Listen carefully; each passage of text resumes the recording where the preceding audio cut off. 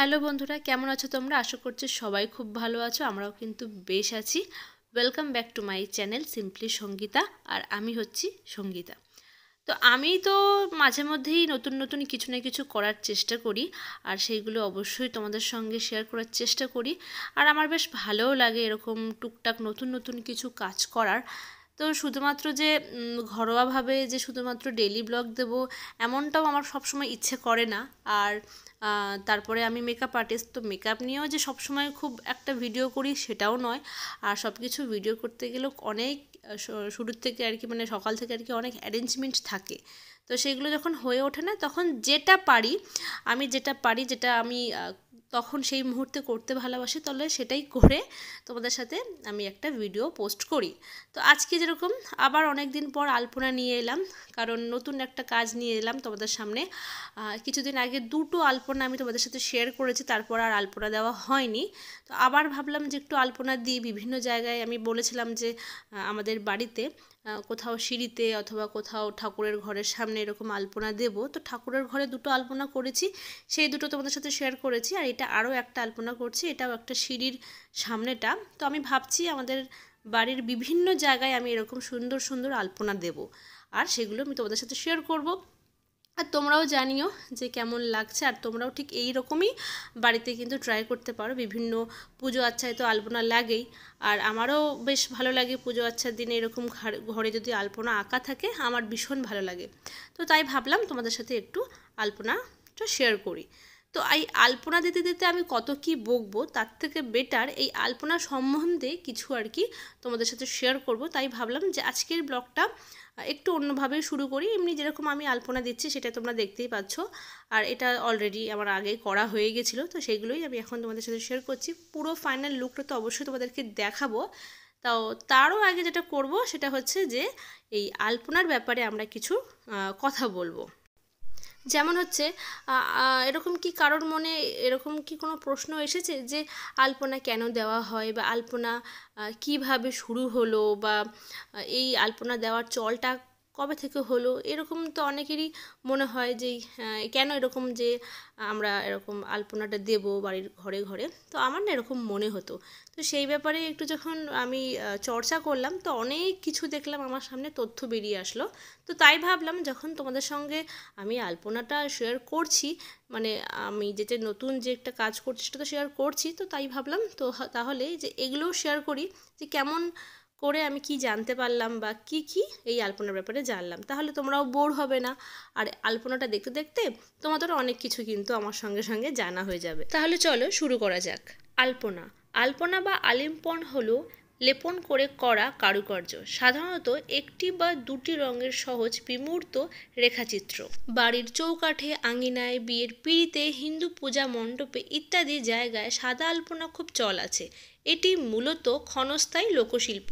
সমাজ জীবনে প্রচলিত নানাবিধ অনুষ্ঠান ও গৃহসজ্জার জন্য আলপনা অঙ্কন করা হয়। যেমন আমি গৃহসজ্জার জন্যই কিন্তু আমার এই আলপনাটা করা। সুন্দর করে বাড়িটাকে সাজাবো বলেই আমি এই আলপনাটা দিচ্ছি। চলো এবারে আলপনার প্রকার নিয়ে কথা বলি। বাংলায় আলপনায় চিরাচরিতভাবে ভিজে চালের গুঁড়ো সাদা রং হিসেবে ব্যবহার করা হয়। এছাড়া তেল সিঁদুর লাল এবং হলুদ বাটা হলদে রং হিসেবে ব্যবহার করা হতে পারে। তবে এখনকার দিনে বা এখনকার যুগে বা এই আধুনিক যুগে আর কিন্তু ক্ষণস্থায়ী আমাদের আলপনা হয় না, বা হলুদ রঙের জন্য হলুদ বাটা, সিঁদুর দিয়ে লাল রং বা সাদা রঙের জন্য চালের গুঁড়োর জন্য আর অপেক্ষা করতে হয় না। এখন তো অনায়াসে তুলি দিয়ে রং দিয়ে সুন্দর আমরা আলপনাটা অনেক দিনের জন্য আমরা একেবারে পার্মানেন্টলি বাড়িতে এঁকে ফেলতে পারি বা রেখে দিতে পারি এই আলপনাটা বহুদিনের জন্য, যেটা কিন্তু আগে একেবারেই পসিবল ছিল না। বা এখনও গ্রাম বাংলায় গেলে দেখতে পাবে বিভিন্ন পরব উৎসবে ওরা গ্রাম বাংলায় এখনও দেখা যায় যে মাটির দেওয়ালে বা মাটির উঠোনে বা মাটির ঘরে, বারান্দায়, চৌকাঠে কিন্তু এখনও ওই চালের গুঁড়ো দিয়েই আসল যে আলপনাটা যেভাবে আমরা কি দেখে এসেছি বা শিখে এসেছি সেটা এখনও চিরাচরিতভাবে দিতে হয় বা দেয়। ওটা ওই চালের গুঁড়োটাকে একটু জল দিয়ে, প্লেন জল দিয়ে গুলে ওর মধ্যে একটু সুতির কাপড় ছিঁড়ে বা একটু তুলো দিয়ে হাতের অনামিকা আঙুলের সাহায্যে সুন্দর এই আলপনাটা কিন্তু দেওয়া হয় বা দেওয়া হতো, যেটা এখন আমরা সুবিধার্থে আমরা এই তুলি মানে রং তুলিটা ইউজ করি। সাধারণত মেঝের ওপরেই আলপনা করা হয়, কিন্তু এখনকার যুগে কিন্তু আর আলপনা মেঝেতে আটকে নেই। সুন্দরভাবে ডিজাইনার কুনকে, ডিজাইনার সিঁদুরের কৌটো, কুলো এবং বিয়ের পিঁড়ি, তাছাড়াও ওয়াল হ্যাঙ্গিংয়ের সাহায্যে কিন্তু আলপনা সুন্দরভাবে দেওয়ালেও উঠে গেছে এবং সুন্দর সুন্দর আমরা হাতের কাজ দেখতে পাই। ফেসবুক, ইনস্টাগ্রাম খুললেই কিন্তু এখন সুন্দর সুন্দর ডিজাইনার বিভিন্ন জিনিস দেখা যায়, যেটা কিনা আগে শুধুমাত্র বা গ্রাম বাংলায় মেঝের মধ্যেই বা মেঝের উপরেই এই আলপনাটা আটকে ছিল, এখন আর কিন্তু তা নয়। এবং এখনকার দিনে বিয়ে বাড়িতেও দেখা যায় যে বিয়ে বাড়িতে সাবেকিয়ানা লুক আনার জন্য এই লাল সাদার একটা কম্বিনেশন, জবরদস্ত যে একটা কম্বিনেশন থাকে, সেইটাকে ফুটিয়ে তোলার জন্য বিয়েবাড়ি সুন্দর করে গেট থেকে শুরু করে ব্যাকগ্রাউন্ড এবং বিভিন্ন জায়গায় এই আলপনা কিন্তু দেখা যায়। আর এখনকার দিনে যেরকম আমাদের দুর্গাপুজোতে খুব বিভিন্ন রকমের যে আমরা থিম পুজো দেখি, তো সেখানেও কিন্তু এই আলপনার ছোঁয়া সব জায়গাতেই টুকটাক কম বেশি দেখা যায়। কাজেই আলপনায় কিন্তু এখন আর চিরাচরিত ওই আগেকার দিনে যে শুধুমাত্র মেঝেতেই হতো বা মাটির ঘরে বা মাটির উঠোনে যে শুধুমাত্র যে আলপনা দেওয়া হতো, এখন একদমই তা নয়। যেমন আমি আমার পুরো ঘরে একদম সুন্দর সিঁড়ি থেকে শুরু করে ঠাকুরের ঘর থেকে শুরু করে সব জায়গায় এই আলপনার ছোঁয়া আমি দিয়ে গেছি বা দিচ্ছি। স্বর্ণাতীত কাল থেকেই বাংলার মহিলারা ধর্মীয় ও সামাজিক আনুষ্ঠানিক উদ্দেশ্যেই আলপনার অনুশীলন করে আসছেন। বিষয়বস্তু হিসেবে আলপনা আঁকা হয় পদ্ম, ধানের গুচ্ছ, বৃত্তাকার রেখা, সূর্য, মই, লক্ষ্মীর পদচিহ্ন, শ্রীকৃষ্ণের শিশু পদচিহ্ন এবং মাছ, পান, শঙ্খ ইত্যাদি। বর্তমান যুগে মুসলমানরাও বিবাহ ও অন্যান্য সামাজিক, সাংস্কৃতিক ও ধর্মীয় অনুষ্ঠানে আলপনা অঙ্কন করে থাকেন। যেমন ধরুন আমাদের বিয়ের অনুষ্ঠানে এখন মেহেন্দি পড়ার মতন। দেখুন না, আমাদের মা জেঠিমাদের যখন বিয়ে হয়েছিল, বা ধরেই চলুন আর একটু পেছনের দিকে যাই, ওই দিদা ঠাকুমাদের যখন বিয়ে হয়েছিল, তখন কি তাদের হাতে মেহেন্দি পরেই তারা বিয়ে করেছিল, নাকি বিয়েতে মেহেন্দির কোনো অনুষ্ঠান আছে বলে বা মেহেন্দি পরেই তাদেরকে বিয়ে করতে কি হয়েছিল? আসলে কিন্তু তা নয়। আমাদের বিয়ের অনুষ্ঠানে বা বাঙালি বিয়েতে কিন্তু মেহেন্দির চলটা কোনো কালেই ছিল না, যেটা কিনা এই বর্তমান যুগে মেহেন্দি পরার চলটা একেবারে ঘরে ঘরে প্রত্যেকের বাড়িতেই কিন্তু এই মেহেন্দি পরার ব্যাপারটা থাকে। যেমন ধরুন, যদি কোনো বিয়ের কোণে মেহেন্দি হাতে না পড়ে বা মেহেন্দির কোনো অনুষ্ঠান না করে, তাহলে বলে যে মেহেন্দির অনুষ্ঠানটা কবে, সঙ্গীতটা কবে করছিস, বা কিরে মেহেন্দি পড়বি না, ইস বড্ড খালি খালি লাগছে হাতটা।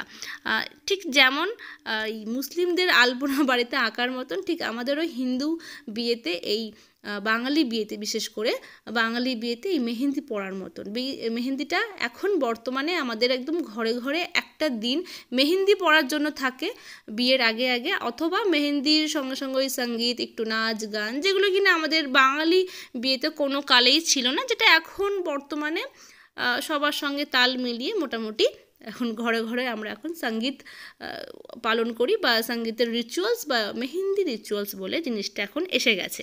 অনেক পণ্ডিতই ব্রত ও পূজার সঙ্গে সংশ্লিষ্ট আলপনাকে প্রাকার্য সময় কার্য উৎপত্তি বলে চিহ্নিত করেন। আধুনিক আলপনার চারিত্রিক বৈশিষ্ট্য বিমূর্ত, অলঙ্কারিক, ধর্মনিরপেক্ষ ও সামঞ্জস্য সম্পূর্ণ। তাহলে বন্ধুরা, কত কিছু জানতে পারলাম না আমরা এই আলপনার ব্যাপারে। কোনো কিছুই যদি মনে করি যে এটার ব্যাপারে আমি জানবো বা এটা আমি চেষ্টা করব একটু করার, যদি মনের ইচ্ছা একদম প্রবল থাকে বা মনে যদি হয় যে হ্যাঁ আমি পারবো, তাহলে কোনো কিছুই আজকালকার যুগে বা আজকের ডেটে কোনোটাই অসম্ভব নয়, তাই না? আমার মনে হলো বা আমার প্রশ্নের যে এই উত্তরগুলো যে আমি পাবো, আমি কখনোই ভাবিনি। একটু খোঁজাখুঁজি করাতে বা একটু এদিক ওদিক যখন আমি চেষ্টা করলাম, তখন অটোমেটিক আমার সামনে এত কিছু আমি জানতে পারলাম এই আলপনার ব্যাপারে, এবং সেগুলো আমি তোমাদেরকে শেয়ার করলাম, তোমাদের জানালাম, এই আর কি।